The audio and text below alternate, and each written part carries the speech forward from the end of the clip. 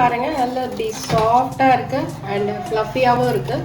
So இந்த பூரி எப்படி பண்ண போகிறதுன்னு நம்ம இன்னைக்கு வீடியோவில் பார்க்க போகிறோம். இப்போ பூரிக்கு நம்ம மாவு எடுத்துக்கிறோம். நார்மல் கோதுமை மாவு தான்.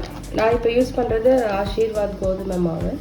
ஸோ இதில் நமக்கு தேவையான அளவு போட்டுக்கலாம். நான் வந்து ஒரு 5 to 6 மெம்பர்ஸ்க்கு பண்ணுறேன். ஸோ ஒரு 4 போடுறேன்.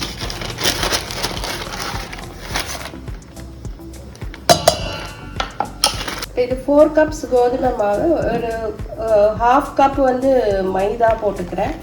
அண்ட் ஒரு 1/4 கப் வந்து கொஞ்சம் ரவை சேர்த்துக்கிறேன். ஸோ இந்த மெத்தடில் நீங்கள் பேசினீங்கன்னா பூரி ரொம்ப நல்லாயிருக்கும், அப்படி நல்லா ஃப்ளஃபியாக வரும். இதுக்கு தேவையான அளவு உப்பு, ஒரு சிட்டிகை பேக்கிங் சோடா ஆட் பண்ணிக்கோங்க. ஸோ நல்லா ஃப்ளஃபியாக வரும். ஒரே ஒரு சிட்டிகை போதும். இப்போ இதெல்லாம் போட்டுட்டு இதை நல்லா மிக்ஸ் பண்ணிக்கணும். அந்த சால்ட் எல்லாம் இது பண்ண மாதிரி அதுக்கப்புறம் தண்ணி ஊற்றி மாவா ரொம்ப கெட்டியாக இல்லாமல் ஓரளவுக்கு கெட்டியாக வர மாதிரி பூரிக்கு தானே. ஸோ ஓரளவுக்கு கெட்டியாக பிசைஞ்சிக்கிட்டிங்கன்னா பூரி போட்டால் சூப்பராக வரும். இது வந்து ஒரு 1/2 hour முன்னாடி நீங்கள் இந்த மாதிரி பிசைஞ்சு வச்சுக்கணும். இப்போ அதில் தண்ணி ஊற்றி பிசைகிறோம். ஸோ தண்ணி ஃபஸ்ட்டே நிறைய ஊற்றாதீங்க, தேவையான அளவு அப்புறம் மிக்ஸ் பண்ணிக்கலாம்.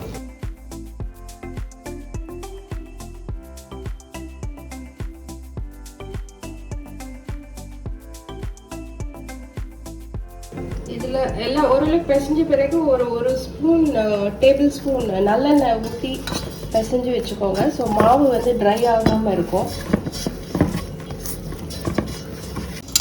இப்போது இது நல்லா பிசைஞ்சிட்டோம். ஸோ பாருங்கள், இந்த டெக்ஸ்சர் நல்லா சாஃப்டாக இருக்குது, ரொம்ப ஹார்டாக வேணாம்.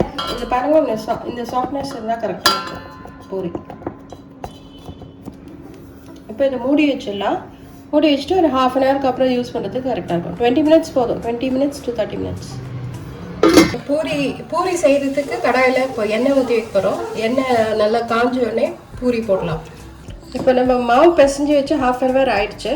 இப்போ எடுத்து இந்த மாதிரி ஒரு பால்ஸ் மாதிரி ஒரு 10 பால்ஸ் பண்ணிவிட்டு பூரி எண்ணெய் காஞ்சோடனே பூரியை போட்டு எடுக்கலாம். இந்த மாவு போட்டு எடுக்கலாம்.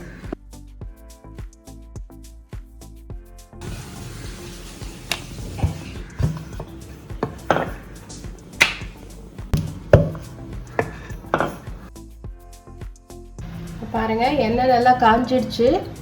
ஸோ இப்போ நம்ம இந்த மாதிரி பூரி இப்படி ரோல் பண்ணி வச்சுருக்கோம். இப்போ எண்ணெயில் போட்டு எடுக்க போகிறோம்.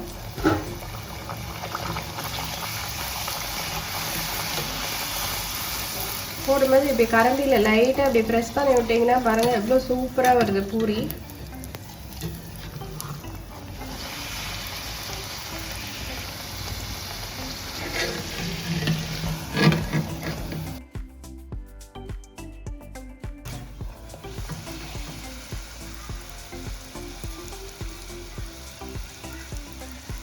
பூரி பாருங்கள் அப்படியே எவ்வளோ சாஃப்டாக இருக்குது பாருங்கள், சூப்பராக இருக்கும். இந்த மாதிரி பண்ணி பாருங்கள், பண்ணி பார்த்துட்டு கமெண்ட் பண்ணுங்கள். இது கூட பொட்டேட்டோ வச்சு சாப்பிட்டா ரொம்ப நல்லாயிருக்கும். இந்த வீடியோ உங்களுக்கு பிடிச்சிருந்ததுன்னா கமெண்ட் பண்ணுங்கள், லைக் பண்ணுங்கள், ஷேர் பண்ணுங்கள். தேங்க்யூ.